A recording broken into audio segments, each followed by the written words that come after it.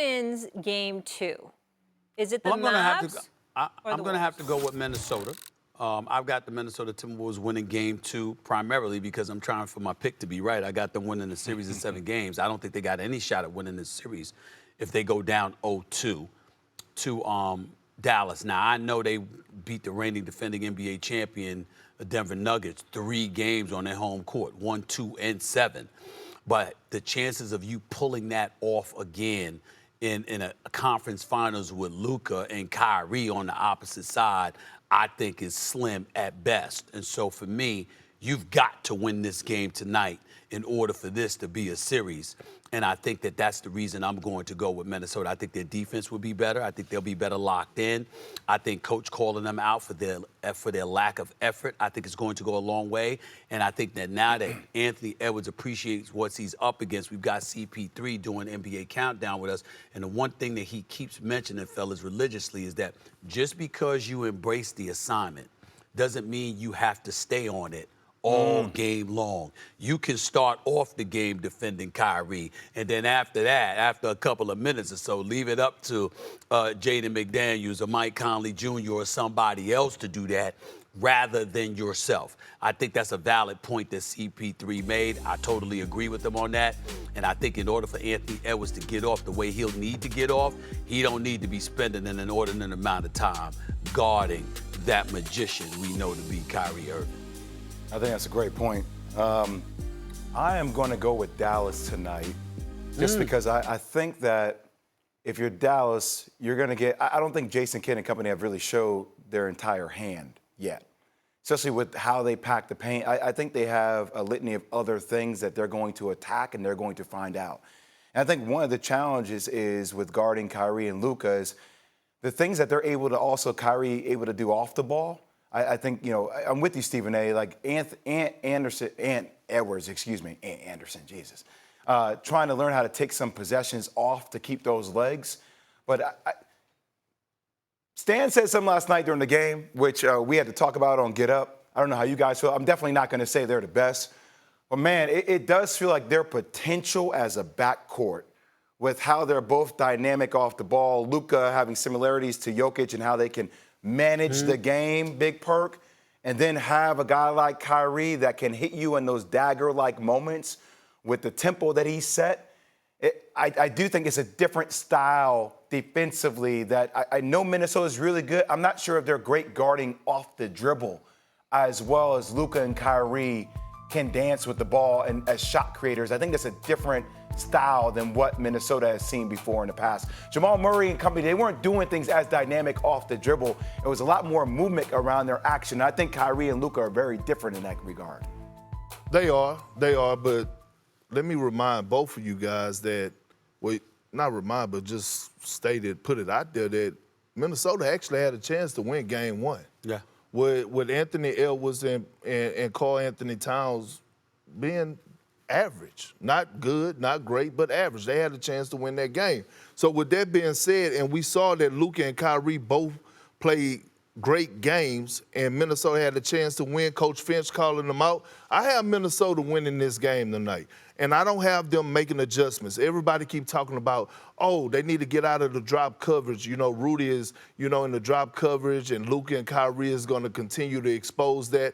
Well, I beg to differ. Here's my thing. When I look at that game, they did not have the same intensity that they did in the Denver series. If we see, which I believe, the Minnesota that we saw the second half of Game 7 defensively, and the Minnesota that we seen Game 2 of the Denver series, it's going to be a different game. Anthony Edwards will be better. Karl Anthony Towns will be better.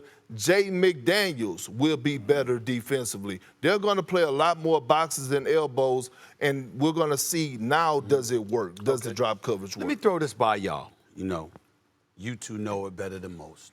Just a couple of thoughts I wanted to share with both of y'all. Jaden McDaniels had a really good game. Offensively.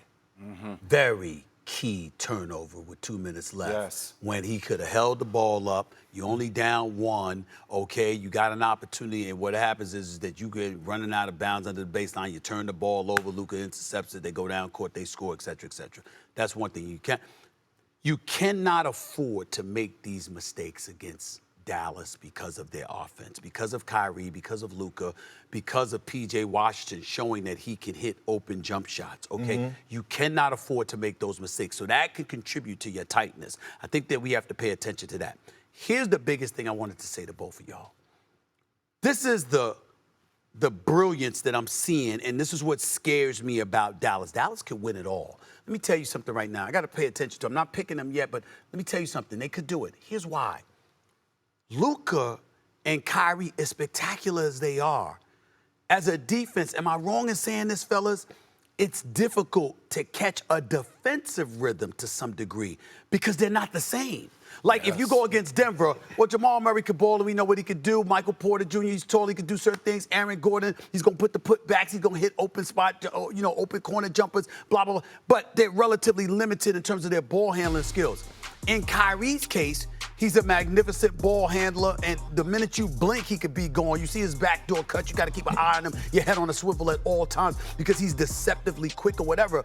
And in Luka's case, he's 6'7", big, and he moves damn near at a snail's pace. He doesn't let you rush him.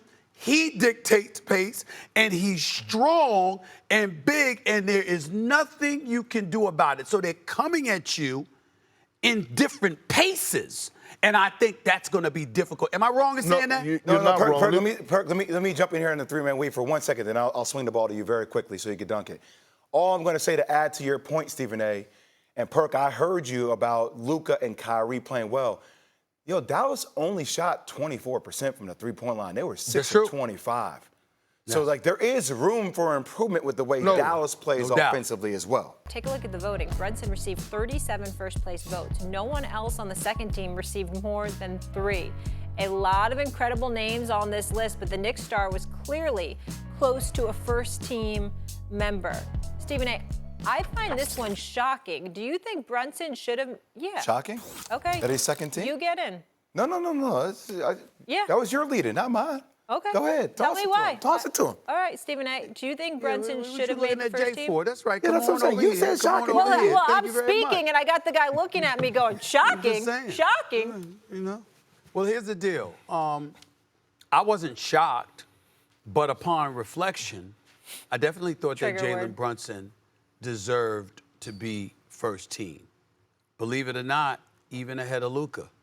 Now, I know that's sacrilegious. To be quite honest with you, I had Jalen Brunson second team, but I kind of regret doing that because here's the reason why. When Julius Randle goes down, Jalen Brunson averaged 31.5 points the rest of the season and propelled the New York Knicks to a number 2 seed. Luka Doncic, as great as he is, had Dallas at a number 5 seed. Now, one could argue that Western Conference is obviously, more arduous and tougher than the Eastern Conference, and I get that. But I just look at Jalen Brunson being a 6-foot lefty, big body Brunson, performing the way that he performed. All I was saying was there's no way in hell I was giving him the nod over Shai Gilgeous-Alexander. Shai Gilgeous-Alexander is my league MVP.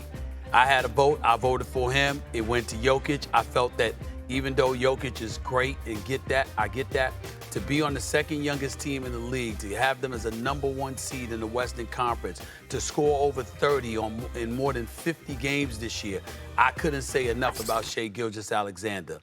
I know how great Luka Doncic is, but I look at Kyrie and the rest of these boys, and I'm like, Jalen Brunson didn't have that kind of help. He really, really didn't. And so I kind of, reflecting, I kind of feel like he deserved first team. Go ahead, guys. Go ahead, Jay. Stephen A. Go ahead, shocked. Stephen A. Orange and blue skies. I know. Orange and blue skies. Orange and blue skies, baby. Orange and blue skies. Orange and blue. You and Spike Lee all over the camera. Come here. You gave Spike Lee a noogie on national TV. You are a different animal. I love it. I love it. I love it. You're a different dude. I don't see, I would never. Luka averaged 33.9 points per game, 9.8 assists, and 9.2 rebounds per game in the Western Conference. The Western Conference is exponentially deeper and better. Now, look, it doesn't mean that if Boston comes out, they're not going to have a legitimate shot to win. Like, title contenders is different than depth and overall best in the conference. But the Western Conference is so much better. So when you look at, and you talked about Shea, you talked about, obviously Shea's not going to be able to list, but like to even compare that to Luka, the numbers Luka is putting up his first ballot Hall of Fame like numbers. I agree. And I get that Kai's there, but still Luka from the beginning to end, similar to Jokic, it affects the game in so many different ways. And he has got a slightly better defensively. I'm not still giving all the credit for that, but still. Like, I love Jalen Brunson. I think second team, at the top second team is a trophy. It's a monumental thing for Jalen. I don't think that minimizes the type of season he's had at all. I think that's a standing ovation for how I think it's just incredibly difficult to crack first team All-NBA because of these exceptional numbers that are being put up, especially when you're in a conference with the depth of the Western Conference. That's my thing. Exceptional numbers? That's what Jalen Brunson put up. And that's exactly why he should have been on the first team. And that's why I voted for him to be on the first team. Thanks, Perk. Jay, listen, man. Okay. Big Body Brunson was the best player in the Eastern Conference. Best player in the Eastern Conference. He was fourth. He finished fourth when it comes down to the scoring leaders, right? He finished fourth on the list behind 3 players that are actually in the other conference. He had a 50-win season. He did more with less. Julius Randle went out. Jalen Brunson, with no other all-star caliber player alongside of him, took this team to a 50-win season and second in the Eastern Conference. Okay, look at the guys that did make the first team All-NBA list. Jokic, he's playing along. He got 2 other all-star, maybe 3 all-star caliber players playing alongside of him. SGA, one could say Jalen Williams, and I know he's new, but he's an all-star caliber player. Luka, he had Kyrie Irving, all-star caliber player. Giannis, he had Damian Lillard and somewhat Chris Middleton. Both of those guys, all-star caliber players. Jason Tatum, Jaylen Brown, Kristaps Porzingis. And I'm not trying to minimize what they've done for us individual things, but when you look at what Jalen Brunson did from an individual and a team aspect, nobody across the league has done more with less like he's done in the entire NBA. Nobody. I do want to give credit to something. There is an element of this, and you can debate me on this too. Like, every year it feels like we're talking about Luka similar to Josh Allen, like preseason MVP. There is pressure that comes with you being the guy from the start. And I'm not saying that it minimizes the pressure on Jalen Brunson, but like from a media perspective, that's all we talk about. Where is Luka going to get this team? I'm not. The numbers, but I know we're the not number. putting this. We're not putting this as a Jalen Brunson, Luka type debate. That's not. But it has to be. So who would you take off to put Jalen Brown on? I would take off Giannis and I would take off Jason Tatum. He had a better season than both of those guys in the same conference. He was the best player in the Eastern Conference. Ain't no other way around it. Okay, so you're not going by position. No. Okay. We didn't have to vote by position. They took that out of it. He's been the best player in the Eastern Conference. Are y'all arguing that? No, I'm not arguing that.